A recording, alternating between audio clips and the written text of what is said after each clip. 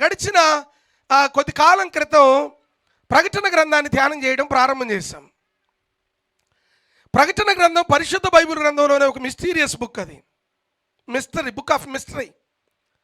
ప్రకటన గ్రంథంలో అనేక మర్మాలు ఉన్నాయి. మర్మం అంటే ఏమిటి అయ్యా?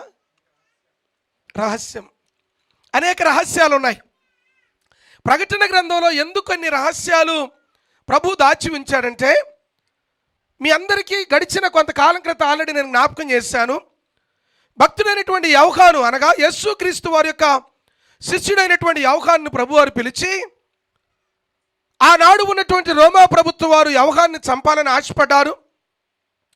యోహాన్ని చంపాలని ఆశపడి తన్ని ఆనాడు ఉన్న రోమా ప్రభుత్వం సహజంగానే బహు క్రూరమైన శిక్షను విధించేవారు. సరే, ఈ శిక్ష విధిస్తూ ఉంటే యోహాను గారిని తీసుకువెళ్ళి ఎక్కడేశారు? చెరసాల్లో వేశారా? పద్మాస్ ద్వీపంలో ముందు ఎక్కడేశారు? ఆయన బంధించారు. సరే, కొద్ది రోజులు బందీ గృహంలో ఉంచినా అతన్ని చంపాలని ప్రయత్నం చేసి మాడుతున్నట్టు లేదా కాలుతున్నటువంటి నూనెలో, వేడిమి గల నూనెలో ఆయన వేసేశారు. వేసేస్తే యోహాను గారు ఏం చేస్తున్నాడు? ఈత కొడుతున్నాడు. నిజమే, స్విమ్మింగ్ చేస్తున్నాడు. రాజుగారికి కోపం వచ్చింది. ఆనాడు షడ్రక్ మెషక్ అబేద్నెగో అనే దేశపై అగ్నిగుండంలో వేస్తే వాళ్ళు ఏం చేస్తున్నారు? పాటలు పాడుతున్నారు. కోపం రాదు మరి? వేయడానికి పోయినోడు చచ్చిపోయాడు వేడికి. అర్థమైంది నా మాట? వెయ్యబడిన తర్వాత వీళ్ళ సంఖ్యలు కాలిపోయాయి.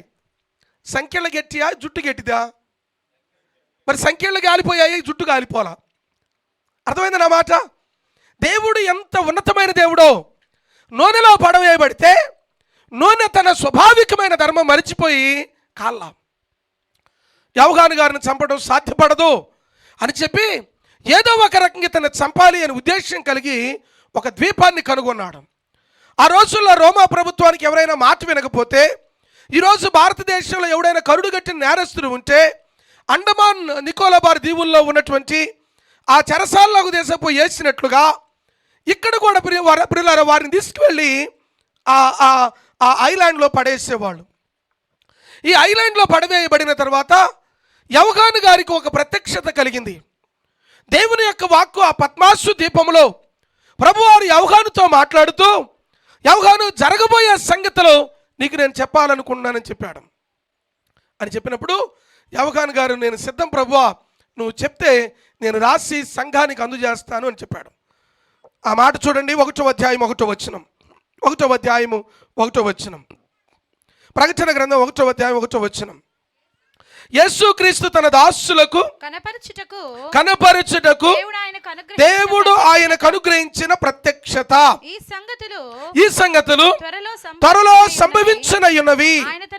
ఆయన తన దూత ద్వారా వర్తమానం పంపి తన దాసుడైన యోహానుకి వాటిని ఏం చేశాడు?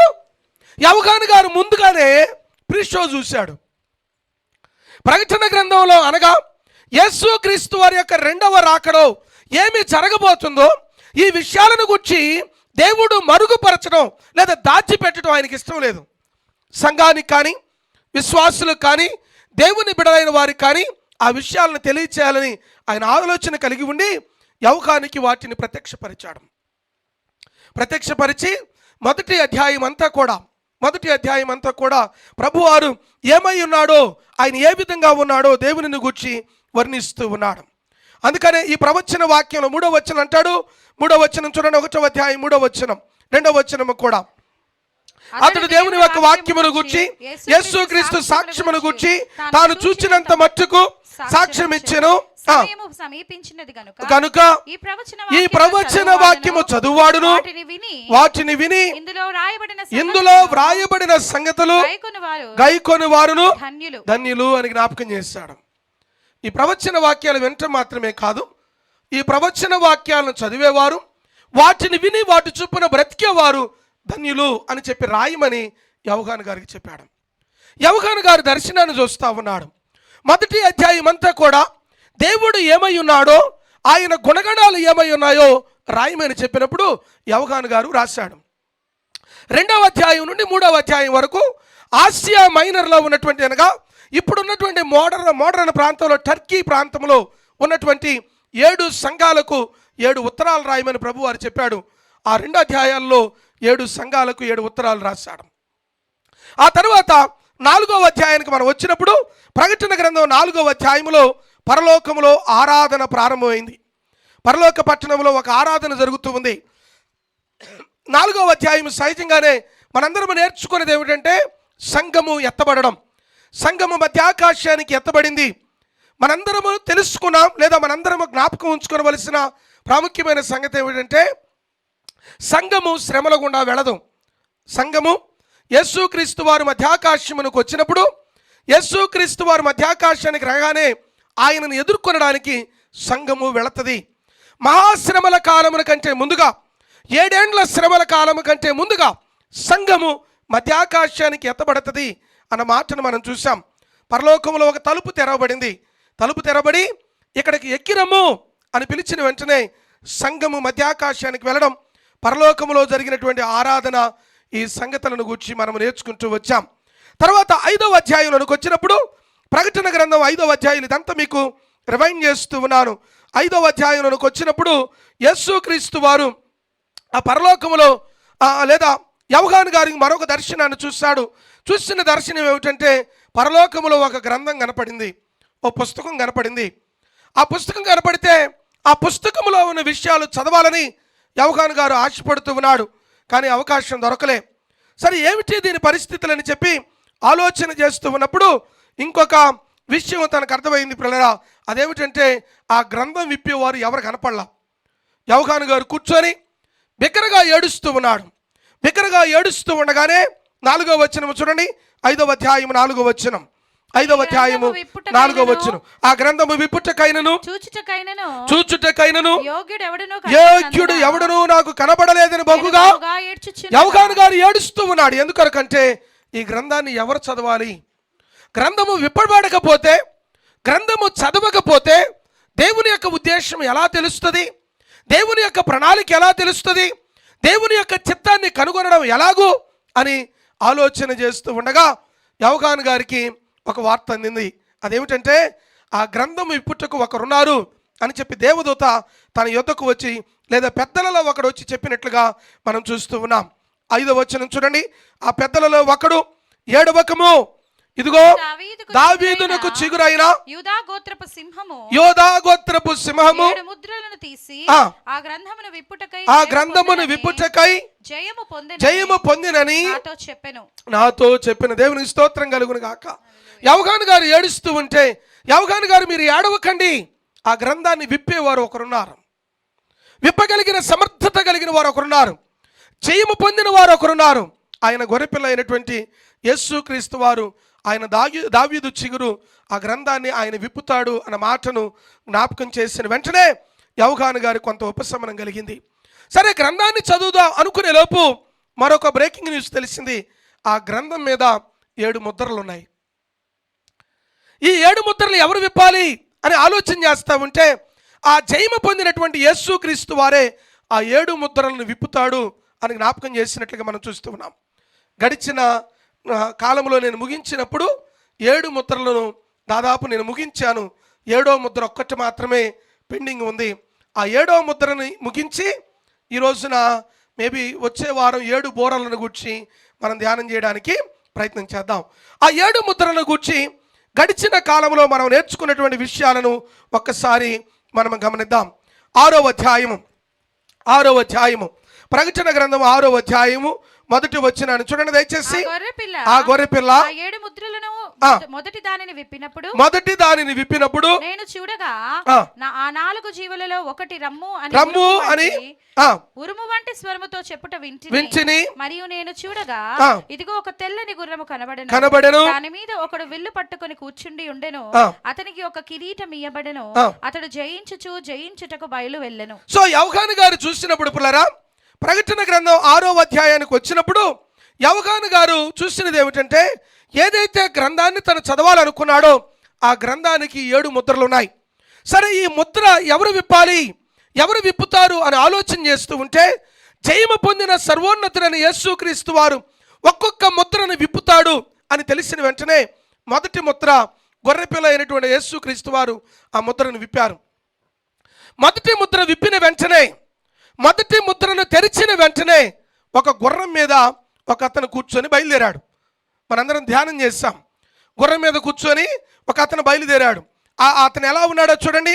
ఆ గొర్రెపిల్ల ఆ 7 ముద్రల్లో మొదటి దానిని విప్పినప్పుడు ఎవరు చూస్తున్నారు?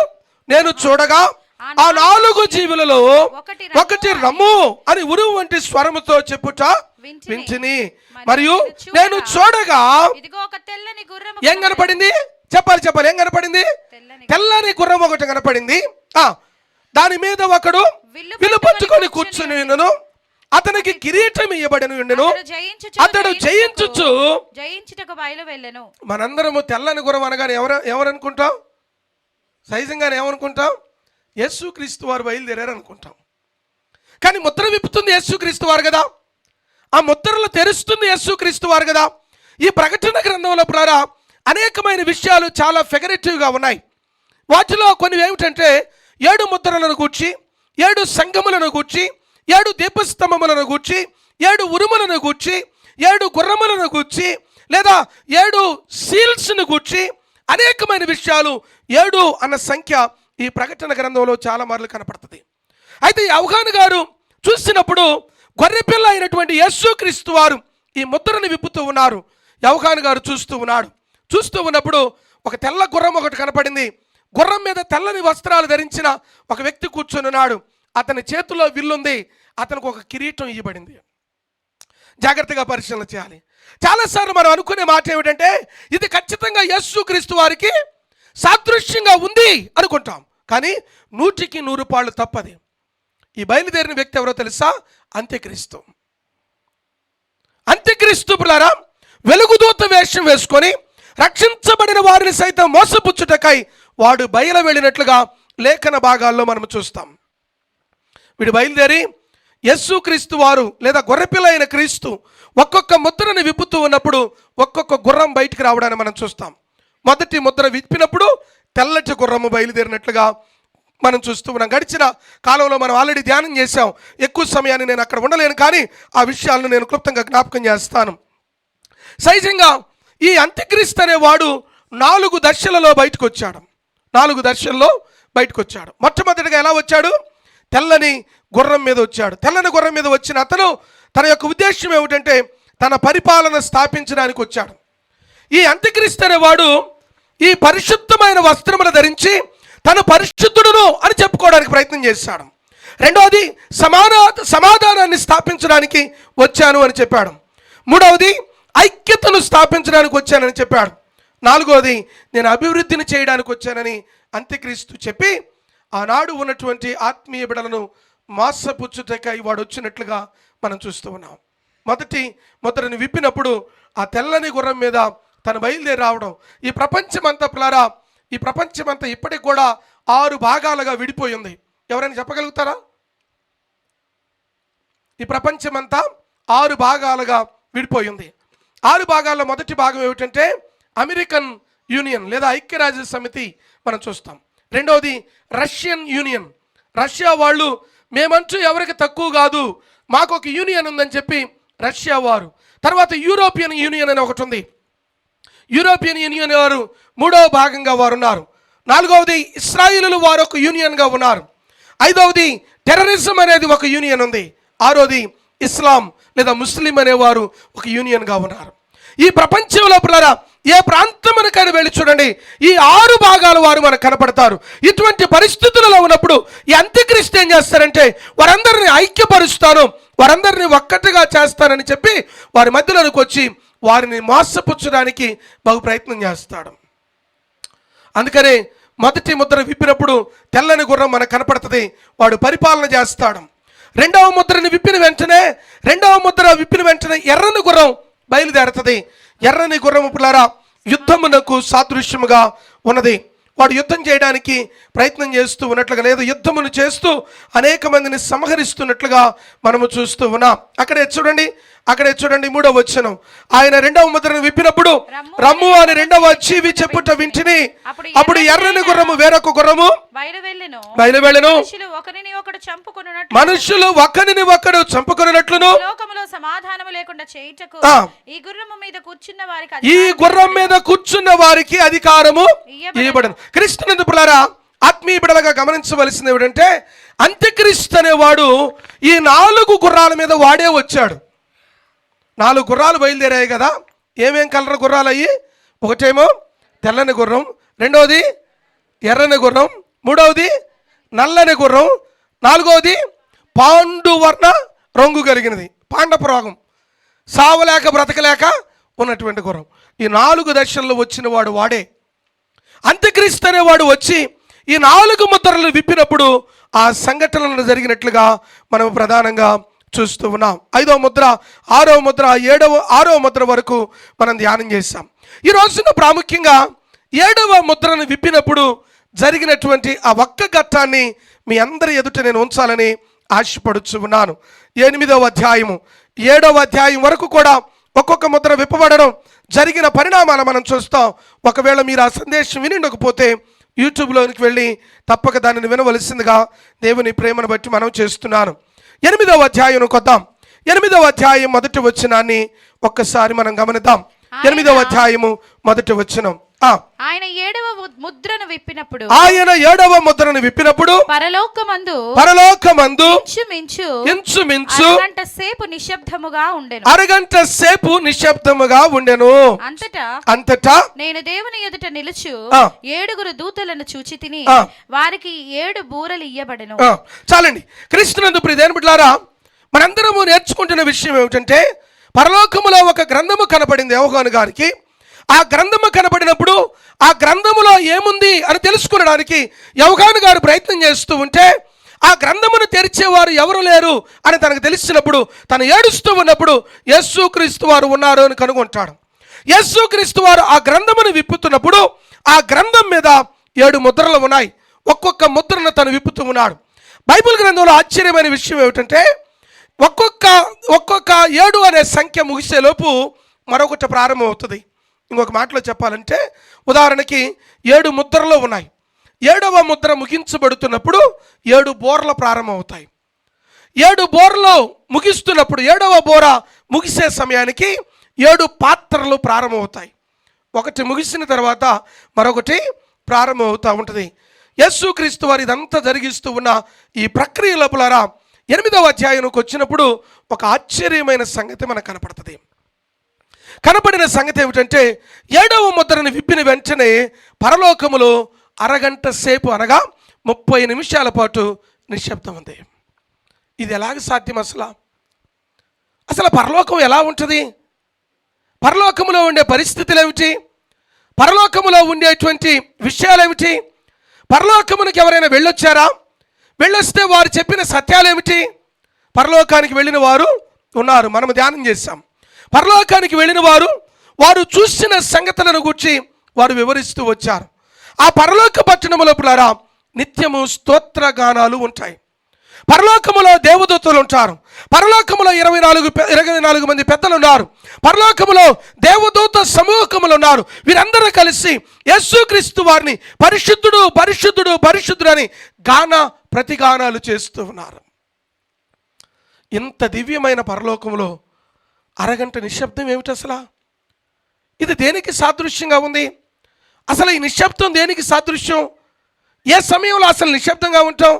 పరలోకములో అసలు నిశ్శబ్దానికి కారణం ఏమిటి? Why the silence in heaven? పరలోకములో నిత్యము ప్రభువుని స్తుతించవలసినటువంటి ఆ ప్రాంతములో, నిత్యము దేవుని ఆరాధించవలసినటువంటి ఆ పరిస్థితులలో సైలెన్స్ ఎందుకున్నది అన్న సంగతులను ఈ మధ్యాహ్నం వేళలో లేదా ఈ సమయంలో మనం ధ్యానం చేయడానికి ప్రయత్నం చేద్దాం. మొట్టమొదటిగా పిల్లరా, ఇదే ప్రకటన గ్రంథం 4వ అధ్యాయం 8వ వచనాన్ని చూడండి. పరలోకంలో పరిస్థితులు ఎలా ఉంటాయో జ్ఞాపకం చేస్తూ ఉన్నాడు. ప్రకటన గ్రంథం 4వ అధ్యాయం 8వ వచనం. 4 జీవులలో ప్రతి జీవికి 6 రెక్కలుండెను. అవి చుట్టూను రెక్కలను రెక్కల లోపటను కన్నులతో నిండి ఉన్నవి, రెక్కలతో కన్నులతో నిండి ఉన్నవి, అవి భూత వర్తమాన భవిష్యత్ కాలములలో ఉన్న సర్వాధికారియు దేవుడునగు ప్రభువు పరిశుద్ధుడు పరిశుద్ధుడు పరిశుద్ధుడు అని మానక రాత్రింబగళ్ళు చెప్పుచుండెను. సో ఈ దేవదూతల బ్రదరా, ఇక్కడ కెరూబులు ఉన్నాయి, 4 జీవులు ఉన్నాయి, అవి రెక్కలు కలిగి ఉన్నాయి, అవి దేవునిని ఆరాధిస్తూ ఉన్నాయి. ప్రభువుని స్తుతించేటువంటి ఈ పరలోక పట్టణములో నిశ్శబ్దానికి కారణం ఏమిటో కొన్ని విషయాలు పరిశీలన చేయడానికి ప్రయత్నం చేద్దాం. ఈ యొక్క ప్రత్యేకమైన సమయంలో ఆ పరలోకములో నిశ్శబ్దంగా ఉండడానికి ఒక 3 కారణాలు మాత్రమే నేను మీకు చూపించాలని ఆశపడుతున్నాను. ముందు ఆ 3 కారణాలు నేను చూపించే ముందుగా, ఆ 3 రీజన్స్ని మనము పరిశీలన చేసే ముందుగా అసలు పరలోక పట్టణం ఎలా ఉంటుందో మనం చూడాలి. గడిచిన కొంతకాలం క్రితం మనం జ్ఞాపకం చేసుకుంటూ పరలోక పట్టణానికి వెళ్ళిన వారిలో ఒకరెవరంటే అఫ్కోర్స్ యోహాను గారికి పరలోకపు ప్రత్యక్షత కలిగింది. ఏ ప్రత్యక్షత కలిగింది? పరలోకపు ప్రత్యక్షత కలిగింది. ఎంతో సుందరమా పరలోకము. పరలోక పట్టణం ఎంతో గంభీరముగా ఉండేది. అందుకనే ఆ పరలోక పట్టణం ఎలా ఉంటుందో ఈ 5వ అధ్యాయంలో కూడా జ్ఞాపకం చేసుకుంటూ వస్తున్నాడు. ఆ పరలోక పట్టణము ఎలా ఉంటుందో, పరలోకములో ఉండే పరిస్థితులు ఎలా ఉంటాయో, పరలోకములో ఏ విధమైన పరిస్థితులు కనబడతాయో, ఇవన్నీ విషయాలు 4-5 అధ్యాయాలలో మనకు కనబడుతూ ఉంటుంది. అపోస్తలుడైన పౌలు పరలోక పట్టణానికి కొనిపోబడి పరలోక పట్టణం నుండి మరలా తిరిగి వచ్చి పౌలు గారు పరలోక పట్టణాన్ని గురించి వర్ణిస్తూ ఉన్నాడు. యోహాను గారు రాస్తూ ఉన్నాడు. యేసుక్రీస్తు వారు జ్ఞాపకం చేస్తూ యోహాను సువార్త 14వ అధ్యాయంలో నేను వెళుచున్నాను, మీ కొరకు ఒక నివాస స్థలమును సిద్ధపరిచేదను అని ప్రభువారు చెప్పి ఆయన అంటాడు, మీ హృదయములను కలవరపడనీకుడి అంటాడు. పరలోక పట్టణము పిల్లరా బహు సుందరమైనది. పరలోక పట్టణము ఎంత సుందరమైనదంటే ఆ పరలోక పట్టణము పిల్లరా వజ్ర వైఢూర్యాలతో పొదిగినబడినదై ఉన్నది అని చెప్పుటలో ఏ సందేహము లేదని దేవుని యొక్క ప్రేమను బట్టి మనం చేస్తూ ఉన్నాం. 4వ అధ్యాయము ప్రకటన గ్రంథం 4వ అధ్యాయం 2వ వచనం చూడండి. అయితే నేను ఆత్మవశుడనైతిని, అదిగో పరలోకమందు సింహాసనము వేయబడి ఉండెను, సింహాసనమందు ఒకడు ఆసీనుడై ఉండెను, ఆసీనుడైన వాడు దృష్టికి ఆయన యేసుక్రీస్తు వారిని గురించి వర్ణిస్తూ ఉన్నాడు. దృష్టికి సూర్యకాంత పద్మరాగములను పోలినవాడు, మరకతము వలె ప్రకాశించు మేఘధనుస్సు సింహాసనమును ఆవరించి ఉండెను, సింహాసనము చుట్టూ 24 మరకతము వలె ఇంద్రధనుస్సు సింహాసనమును ఆవరించి ఉండెను, సింహాసనము చుట్టూ 24 పెద్దలు ఉండెను. ఆ సింహాసనమందు 24 పెద్దలను తెల్లని వస్త్రములు ధరించుకొని తమ తలల మీద సువర్ణ కిరీటములు పెట్టుకున్న వారై కూర్చుండిరి. సింహాసనములో నుండి మెరుపులను ధ్వనులను ఉరుములను బయలుదేరుచున్నవి, మరియు ఆ సింహాసనము ఎదుట 7 దీపములు ప్రజ్వలించుచున్నవి. సో సింహాసనము ఎదుట 7. ఒక మాటలో చెప్పాలంటే పరలోక పట్టణము పిల్లరా అతి సుందరమైన పట్టణం. అది పరలోక పట్టణములో నిర్మించబడేటువంటి భవంతులు, నిర్మించబడుతున్నటువంటి పట్టణము బంగారముతోను వెలగల రాళ్లతోను వజ్ర వైఢూర్యములతోను పొదగబడినది ఆ పరలోక పట్టణము. ఇటుకలతో కట్టింది కాదు అది, లేకపోతే ఈ లోకంలో ఉన్న వాటి చేత కట్టబడినది కాదు, వజ్ర వైఢూర్యాల చేత పొదగబడినది. అయితే ఈ పరలోక పట్టణ దర్శనాన్ని భక్తుడైనటువంటి యెషయా గారు యెషయా గ్రంథం 6వ అధ్యాయంలో ఒక దర్శనాన్ని చూస్తాడు. యెషయా గ్రంథము 6వ అధ్యాయం చూడండి. యెషయా గ్రంథము 6వ అధ్యాయంలో ఈ మాటను జ్ఞాపకం చేస్తాడు. యెషయా గారికి దేవుని యొక్క దర్శనము కలిగింది పిల్లరా. 6వ అధ్యాయము 1వ వచనం నుండి, రాజైన ఉజ్జియా మృతి నొందిన సంవత్సరమున అత్యున్నతమైన సింహాసనమును ప్రభు ఆసీనుడై ఉండుట నేను చూచుచుని, ఆయన చొక్కాయి అంచులు దేవాలయమును నిండుకొనెను, ఆయనకు పైగా శరాపులు నిలిచి ఉండిరి, ఒకరికొకరు ఒక్కొక్కరికి 2 రెక్కలుండెను, ప్రతివాడు 2 రెక్కలతో తన ముఖమును 2తో తన కాళ్ళను కప్పుకొనుచు 2తో ఎగురుచుండెను. వారి సైన్యములకు ఒక్కొక్క దేవదూతకి ఎన్ని రెక్కలు ఉన్నాయి? 6 రెక్కలు ఉన్నాయి. 2 రెక్కలతో ఏం చేస్తున్నారు? ఎగురుతున్నారు. 2 రెక్కలతో వారి ముఖమును కప్పుకున్నారు.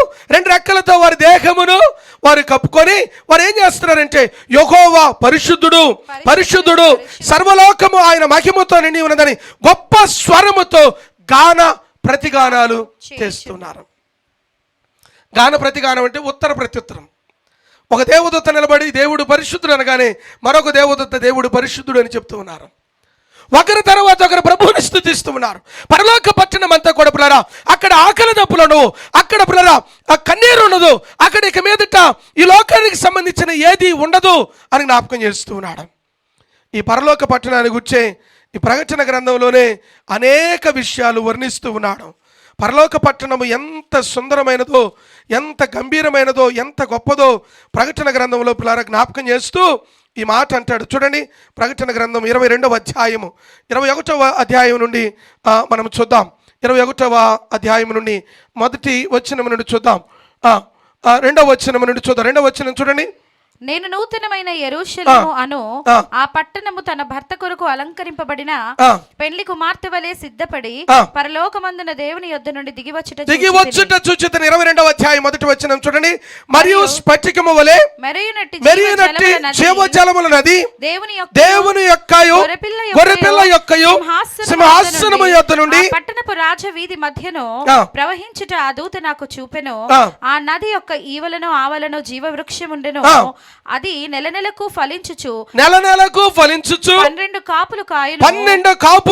ఆ వృక్షము యొక్క ఆకులు జనములను స్వస్థపరచుటకు వినియోగించును.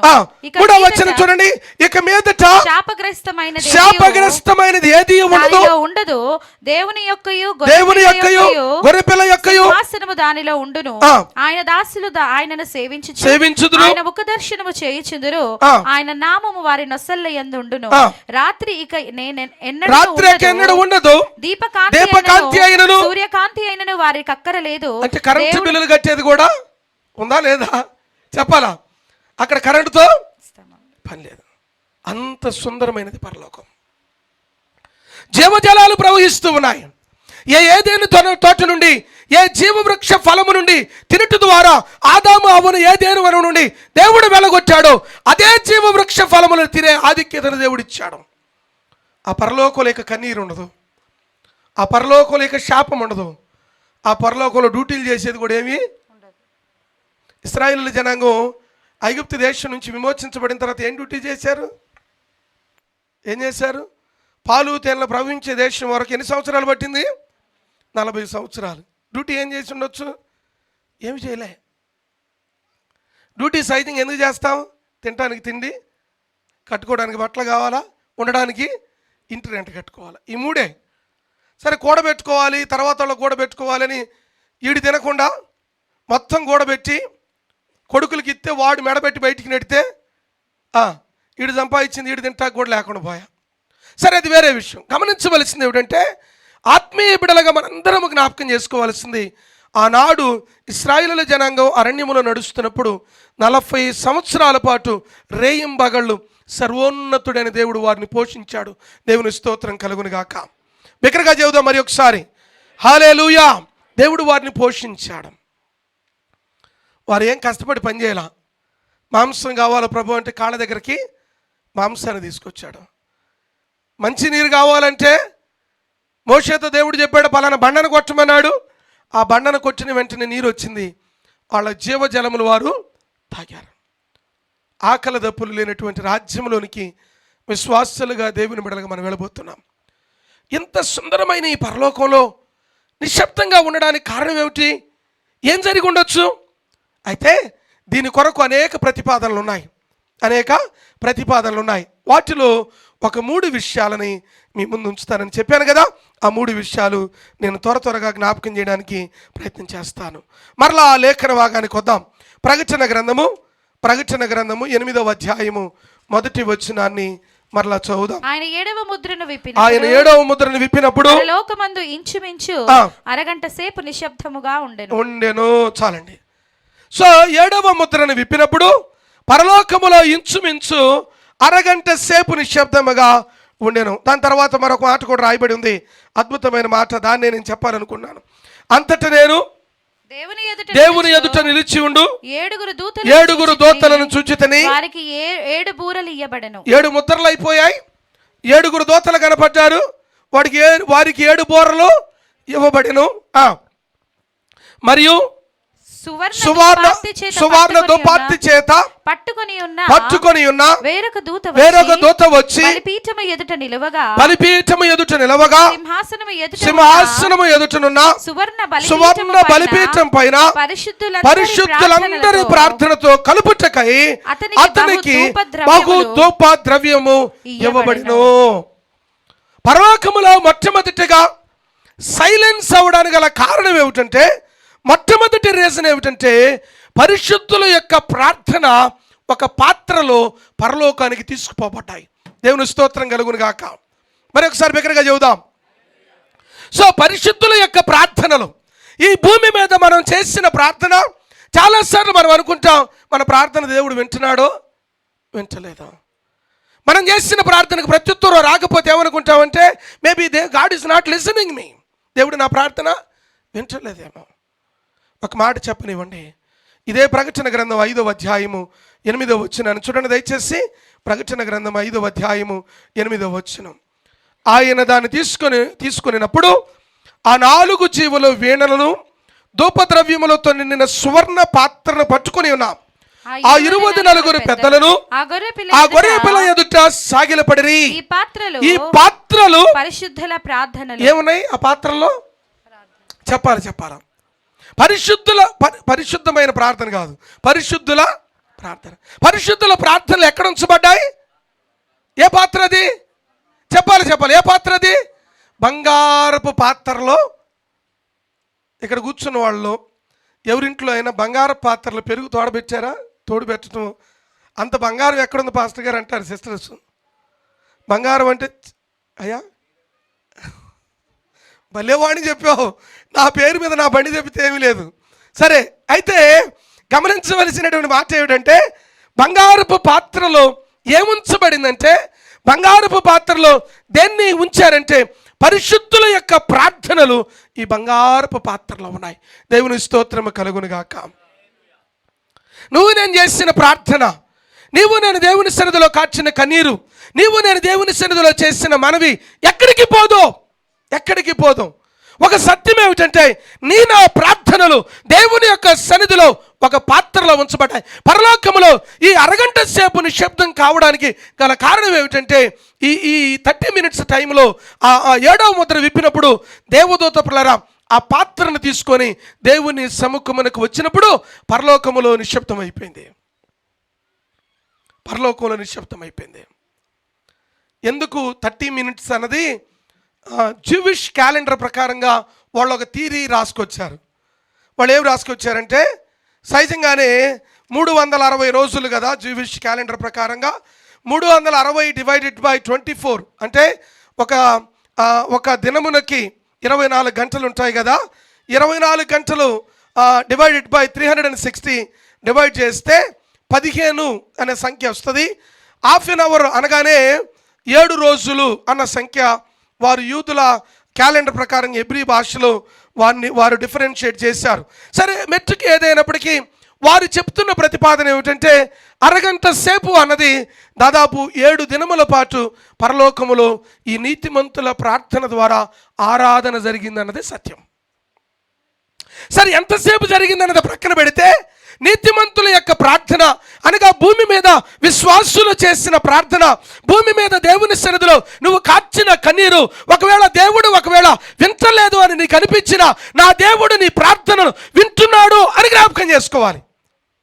ప్రభువారు అంటాడు, విననేరకుండా ఉండినట్లు నా చెవులు మందము కాలేదు అంటాడు.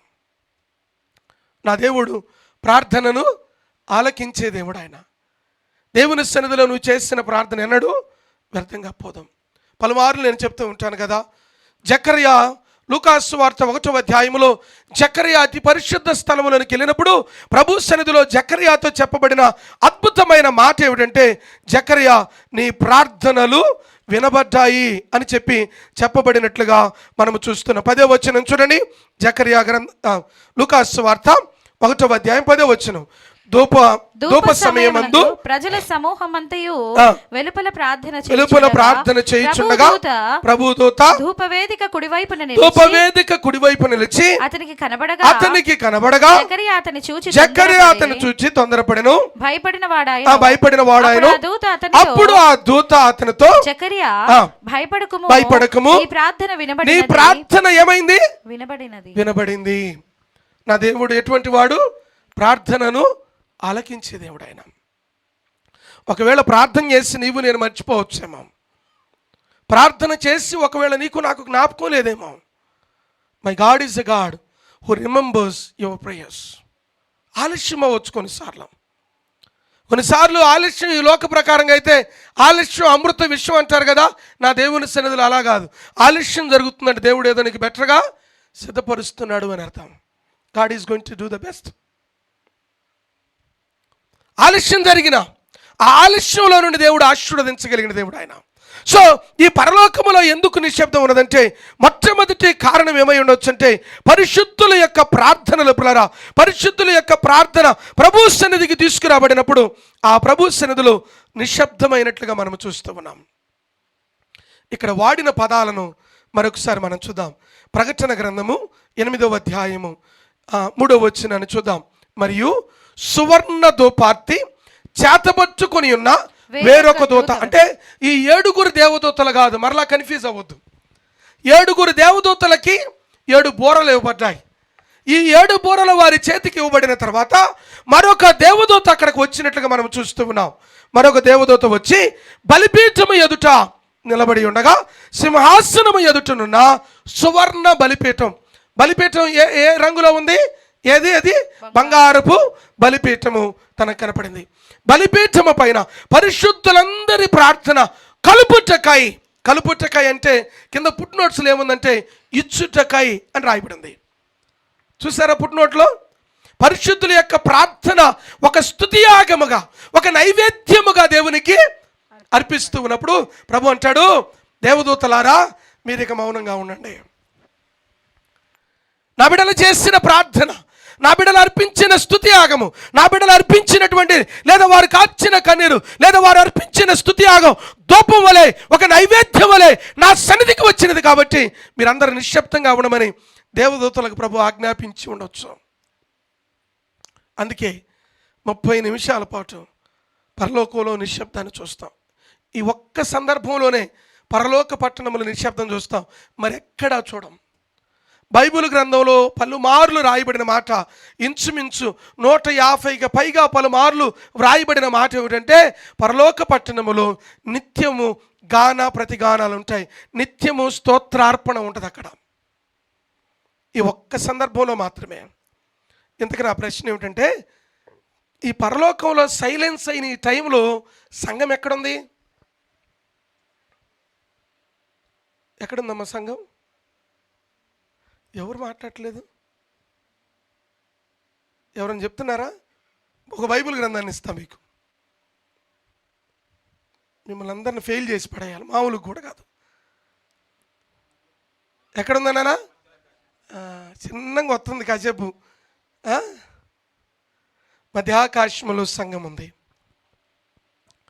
మధ్యాకాశములో ప్రకటన గ్రంథం 4వ అధ్యాయంలోనే ఈ జరుగుతున్న ఈ ప్రక్రియ అంతా కూడా మహాశ్రమల కాలానికి ఆరంభమైంది.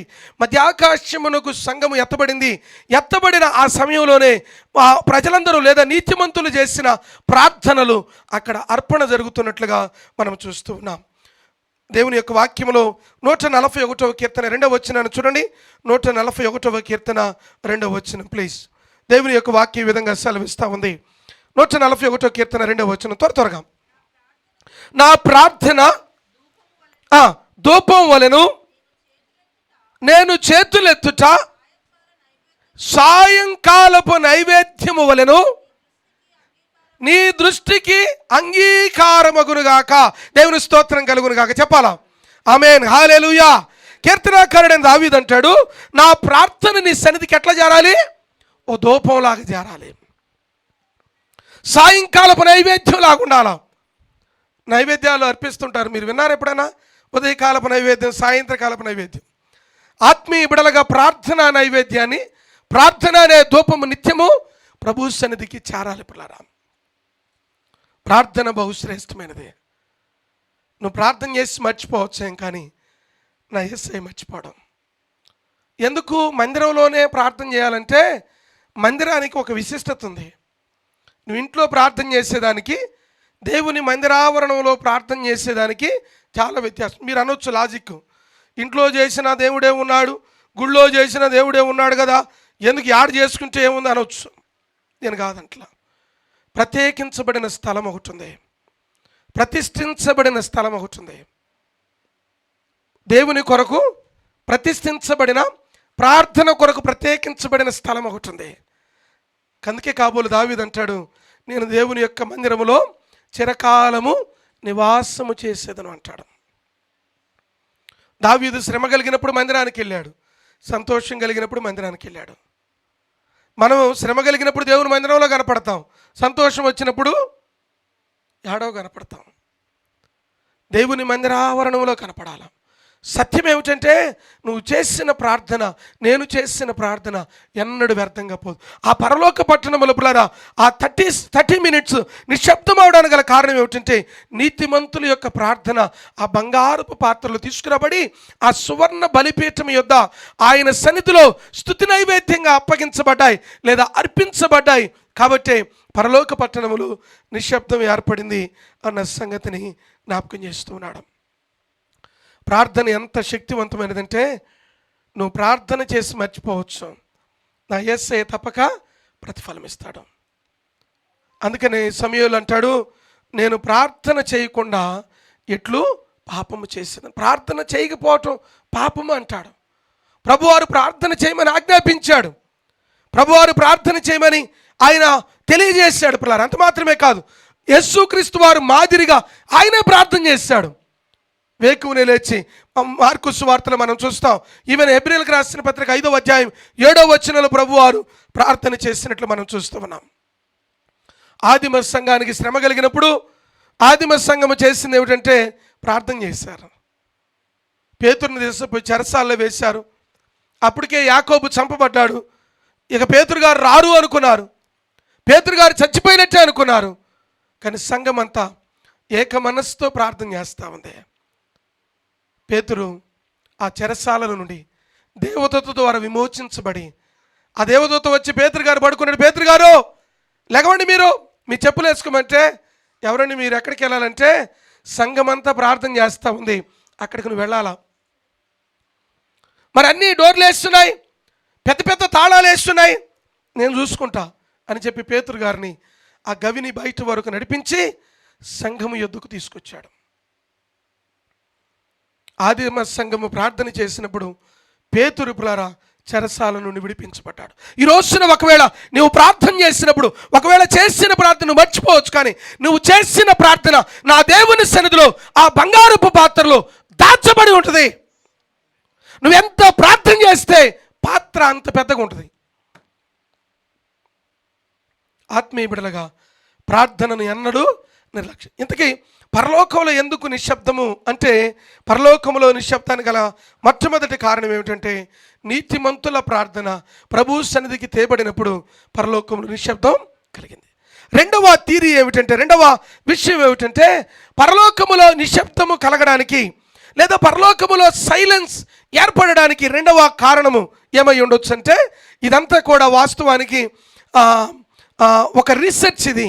రెండవ కారణం వాస్తవంగా ఏమై ఉండొచ్చు అంటే, ఆనాడు దేవుని యొక్క సముఖమునకు ఆ 7వ ముద్రను విప్పిన వెంటనే సింహాసనాసీనుడైనటువంటి ప్రభు ఆ ముద్రను విప్పిన వెంటనే ఒక రెవరెన్స్తో పరలోకములో దేవదూతలందరూ నిశ్శబ్దమైపోయారు. అఫ్కోర్స్ ప్రార్థన స్తుతి నైవేద్యం అర్పించబడింది. ఆ పరలోకంలో నిశ్శబ్దం అవడానికి రెండవ కారణం ఏమిటంటే, it can be because of reverence towards God. దేవుని సన్నిధిలో ఒక్కసారిగా వారందరూ మౌనంగా ఉన్నట్లుగా మనం చూస్తున్నాం. పరిశుద్ధ బైబిల్ గ్రంథంలో జకర్యా గ్రంథము 2వ అధ్యాయం 13వ వచనాన్ని చూడండి. జకర్యా గ్రంథము 2వ అధ్యాయము 13వ వచనము. త్వరగా మనం చూద్దాం. ఇంకొక విషయాన్ని నేను జ్ఞాపకం చేసి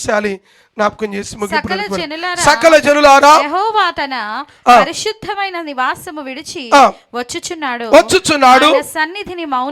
ఆయన సన్నిధిని ఏం చేయాలి? మౌనులై ఉండాలి. యేసుక్రీస్తు వారి యొక్క రాకలో పిల్లరా జరగబోతున్న ఒక ఘట్టం ఏమిటంటే పరలోకములో నిశ్శబ్దం అవబోతా ఉంది. ఆయన వచ్చుచున్నప్పుడు పిల్లరా, ఆయన వచ్చుచున్నప్పుడు అందరూ మౌనులై ఉంటారు. ఉదాహరణ, కోర్టుకి ఎప్పుడైనా వెళ్ళారు? ఎవడైనా జడ్జి గారు వస్తున్నప్పుడు నీకేం పని అయ్యా కోర్టుకి? సరే, కోర్టుకి ఎప్పుడైనా వెళ్ళినప్పుడు జడ్జి గారు వస్తున్నప్పుడు ఏమంటాడు? Silence please. జడ్జి గారు వస్తున్నారన్న మాట చెప్పగానే అందరూ లేచి నిలబడతారా?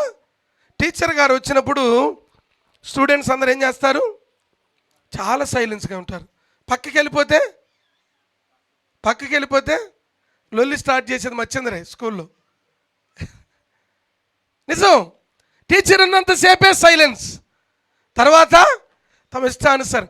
దేవుడు ఎప్పుడైతే ఆయన సముఖంలోనికి వచ్చాడో, లేదా ఆయన ఆ సముఖములో ఆ సింహాసనాసీనుడయ్యాడో, వెంటనే పరలోక పట్టణములో ఉన్న వారందరూ మౌనంగా ఉన్నారు. కీర్తనాకారుడు దావీదు అంటాడు, నీ సన్నిధిలో మౌనముగా ఉంట సియోనులో స్తుతి చెల్లించుటయే అంటాడు. మౌనంగా ఉండి ప్రభువుని ఆరాధించడం. ఇంతకీ ప్రభువారు ఎందుకు వస్తున్నాడు? సకల జనులారా యెహోవా పరిశుద్ధుడు, పరిశుద్ధతను ఆయన విడిచి, పరిశుద్ధ సింహాసనమును విడిచి వచ్చుచున్నాడు. ఆయన సన్నిధిని మౌనులై ఉండుడి అని రాయబడింది కదా. ఎందుకు ప్రభువారు వచ్చుచున్నాడంటే ఆయన న్యాయము తీర్చడానికే వచ్చుతున్నాడు. దేవుడు న్యాయము తీర్చేవాడు. వాని క్రియలను బట్టి, వాని జీవితాన్ని బట్టి, వాని పరిస్థితులను బట్టి, ప్రభు కొరకు వాడు జీవించిన విధమును బట్టి న్యాయము తీర్చే దేవుడు. ఆయన అన్యాయస్తుడైన దేవుడు కాదు. అందుకని లేఖన భాగంలో జ్ఞాపకం చేస్తూ 68వ కీర్తన 5వ వచనములో ఆయన న్యాయాధిపతి అయి ఉన్నాడు అని జ్ఞాపకం చేస్తాడు. రెండవది, ప్రభువారు ఎందుకు వెంచేయిస్తున్నాడు? పరలోక పట్టణములు ఎందుకు మౌనంగా ఉన్నదంటే ప్రభు తన సింహాసనమును విడిచి భూమికి రావడానికి సిద్ధమవుతున్న ఆ ప్రక్రియలో ఒక్కసారిగా మౌనం అయినట్లుగా చూస్తూ ఉన్నాం. ఆయన ఎందుకు వస్తున్నాడంటే మొట్టమొదటిగా తీర్పు తీర్చడానికి వస్తున్నాడు. రెండవదిగా వాని క్రియలను బట్టి బహుమానం ఇవ్వడానికి వస్తూ ఉన్నాడు. God is going to reward you. దేవుని సన్నిధిలో మనం జీవించిన విధమును బట్టి, దేవుని సన్నిధిలో మనం బ్రతికిన విధమును బట్టి, ఈ భూమి మీద మనం జీవించిన మన విశ్వాస యాత్రను బట్టి ఆయన బహుమానం ఇస్తాడు. రోమాపత్రిక 2వ అధ్యాయం 6వ వచనంలో ఆ మాట మనం చూస్తాం. మూడవది, పరలోకములో పిల్లరా ఎందుకు మౌనులై ఉన్నారు? లేదా ఆ జరుగుతున్న ఘట్టంలో మూడవది ఏమిటంటే ఎందుకు ప్రభువారు వేయించేయుచున్నాడు అంటే ఆయన సదాకాలము మనతో ఉండడానికి ఆయన వస్తూ ఉన్నాడు. మానవులమైన మనతో ఉండడానికి ఆయన సింహాసనమును విడిచి రాబోతూ ఉన్నాడు. ఆయన సింహాసనమును విడవబోచున్న ఆ ప్రక్రియను చూసినప్పుడు, లేదా సింహాసనం మీద ఆయన లేచినప్పుడు వెంటనే పరలోకములో 30 నిమిషాల పాటు నిశ్శబ్దం ఏర్పడింది. ఆయన సింహాసనాన్ని ఎందుకు విడవబోతున్నాడు? ఆయన న్యాయము తీర్చడానికి. ఎందుకు విడవబోతున్నాడు? వాని క్రియలను బట్టి బహుమానం ఇవ్వడానికి. ఎందుకు విడవబోతున్నాడు? ఆయన నీతో నాతో నిత్యము ఉండడానికి ఆయన విడవబోతున్నాడని జ్ఞాపకం చేస్తున్నాడు.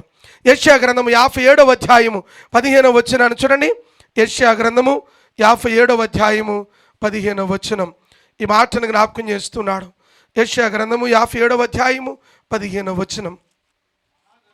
మహాగణుడును, మహోన్నతుడును, పరిశుద్ధుడును, నిత్య నివాసి అయిన వాడు ఇలాగూ సెలవిచ్చుచున్నాడు, నేను మహోన్నతమైన పరిశుద్ధ స్థలములలో నివసించువాడను, అయినను వినయము గల వారిని ప్రాణమును ఉజ్జీవింపజేయుటకును, నలిగిన వారి ప్రాణమును ఉజ్జీవింపజేయుటకును, వినయము గల వారి యొద్దను, దేన మనస్సు గల వారి యొద్దను నివసించుచున్నాను. దేవుని స్తోత్రం కలుగును గాక. ప్రభువారి పిల్లరా ఆయన ఏమై ఉన్నాడో జ్ఞాపకం చేస్తున్నాడు. ఆయన మహోన్నతుడు, ఆయన పరిశుద్ధుడు, ఆయన నిత్య నివాసి అయి ఉన్నాడు. ఆయన ఏం చేయబోతున్నాడంటే ఈ భూమి మీదకి వచ్చి విరిగి నలిగిన హృదయం గల వారితో ఆయన ఉంటాను అంటూ ఉన్నాడు. పరలోకంలో నిశ్శబ్దానికి మొట్టమొదటి కారణం పరిశుద్ధుల యొక్క ప్రార్థన ఆ బంగారపు పాత్రలో దేవుని సన్నిధికి తీసుకురాబడింది. నీ ప్రార్థన ఎన్నడూ వ్యర్థంగా పోదు. 1 నిమిషం చేసిన ప్రార్థన అయినా గంట చేసిన ప్రార్థనైనా, నడుస్తూ చేసిన ప్రార్థనైనా, నువ్వు అపాయం కలిగినప్పుడు చేసిన ప్రార్థనైనా, నీ బిడ్డలు చేసిన ప్రార్థనైనా ఎన్నడూ వ్యర్థంగా పోదు. నువ్వు దేవునిని అడిగినది ప్రతిదీ కూడా నీకు గ్రాంట్ చేయబడుతుంది. ఆలస్యం కావచ్చు, కొన్నిసార్లు ప్రతికూలత కనపడవచ్చు, బట్ కానీ దేవుడు తప్పక కార్యము జరిగిస్తాడు. రెండవది, ఆయన పరలోకములో సైలెన్స్. ఎందుకంటే ఆయన సింహాసనమును విడిచి భూమి మీదకి రావడానికి ఆయన రెండవ రాకడలో సిద్ధపడుతుండగా ఆయన లేచిన వెంటనే పరలోకంలో నిశ్శబ్దం ఏర్పడింది. ఆ పరలోక పట్టణమును విడిచి, పరలోక మహిమను విడిచి యేసుక్రీస్తు వారు ఏ విధంగా భూమి మీదకు వచ్చి నీ కొరకు నా కొరకు రిక్తునిగా మార్చబడ్డాడో, అదేవిధంగా క్రీస్తు వారు లేదా తండ్రి అయిన దేవుడు మన మధ్యలోకి రాబోతున్నప్పుడు ఆ ప్రక్రియ జరిగినట్లుగా మనం చూస్తూ ఉన్నాం. మూడవ కారణం ఏమైందంటే, వాస్తవంగా ఈ పరలోకములో ఈ 30 minutes నిశ్శబ్దం అవడానికి గల మూడవ ప్రధానమైన కారణం ఏమిటంటే, ఆ జరగబోతున్నటువంటి 7 ముద్రలు ఉన్నాయి కదా, ఎప్పుడైతే 7వ ముద్రను విప్పిన వెంటనే 7 దేవదూతలు కనపడ్డారు. ఈ 7 దేవదూతలకి 7 బూరలు ఇవ్వబడ్డాయి కదా. ఆ బూరలు ఊదినప్పుడు సంభవించబోయే వాటిని చూసినప్పుడు దేవదూతలందరూ మౌనము దాల్చారు. జరగబోతున్న ఉపద్రవం చిన్నది కాదు. గడిచిన చర్చ్ యానివర్సరీకి ఆశీర్వాదం గారు వచ్చారు. ఎంతమంది చూశారు? ఆశీర్వాదం గారు, జుత్తక ఆశీర్వాదం గారు. మనందరికీ అదే ఆ రోజు ఆ పాట తెలుసా? యేసయ్య ఉగ్రత రోజు, 7 ఏండ్ల శ్రమల రోజు. ఆయన 16 సంవత్సరాల వయసులో ఉన్నప్పుడు రాశాడు ఆ పాట. ఇప్పుడు ఆయనకి 52, 53. 16 సంవత్సరాల వయసు ఆయనకున్నప్పుడు ఆ పాటను ఆయన రాశాడు.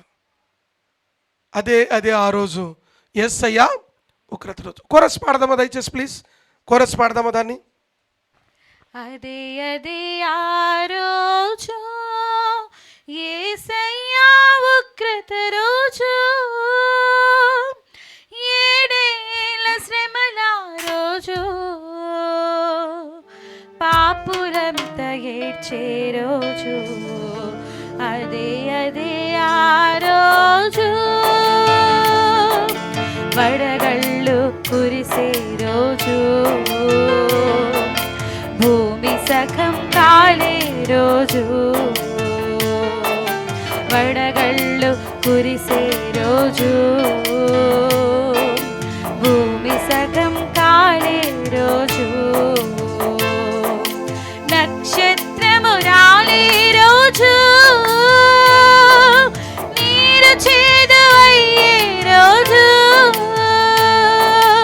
ఆ రోజు శ్రమ నుండి తప్పించే నాథుడు లేడు, ఆ రోజు శ్రమ నుండి తప్పించే నాథుడు లేడు.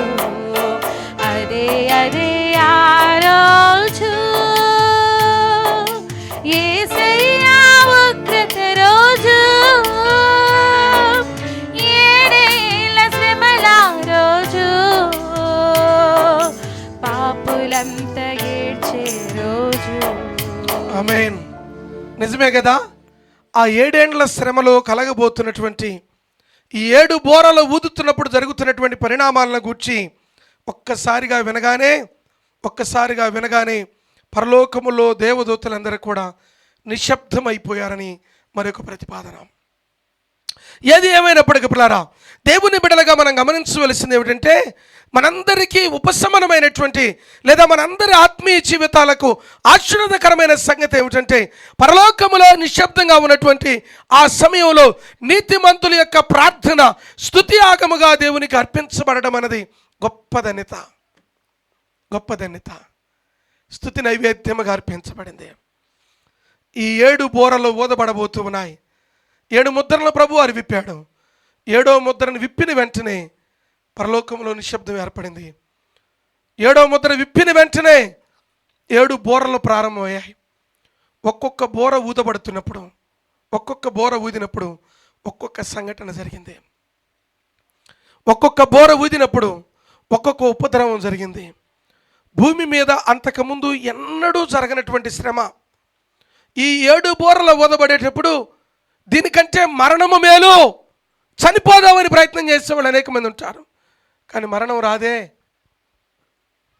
బ్రతకలేక చావలేక జీవోత్సవాలై పడిన వారు ఎందరో. సంగమా, ఈ రోజున ఆ విడవబడే గుంపులో మనలో ఎవరు ఉండకూడదు. యేసు క్రీస్తు వారి యొక్క జీవ గ్రంథములో నీ పేరు నా పేరు వ్రాయబడి ఉంటే ఎత్తబడే గుంపులో నీవు నేను ఉంటాం. ఎత్తబడే గుంపులో నీవు నేను ఉంటే ఆ ఉగ్రత నుంచి నీవు నేను తప్పించబడతాం. చాలామంది అనేక విషయాలు చెప్తారు. సంఘము శ్రమల గుండా వెళుతుందని నేను 100% నమ్మను. కారణం ఏమిటంటే ప్రకటన గ్రంథం 4వ అధ్యాయం నుండి ప్రకటన గ్రంథం 19వ అధ్యాయం వరకు సంఘము అన్న మాట కనపడదు. ప్రకటన గ్రంథం 19వ అధ్యాయంలో దేవుడు సంఘాన్ని వెంట పెట్టుకొని ఈ భూమి మీదకి ఆయన వస్తాడు. ఈ మహాశ్రమల ప్రారంభమైంది ప్రకటన గ్రంథం 8వ అధ్యాయంలో. ప్రకటన గ్రంథం 8వ అధ్యాయం సమయానికి ఈ సంఘము మధ్యాకాశంలో ఉంటుంది. క్రీస్తుతో సంఘమునకు వివాహం జరుగుతుంది.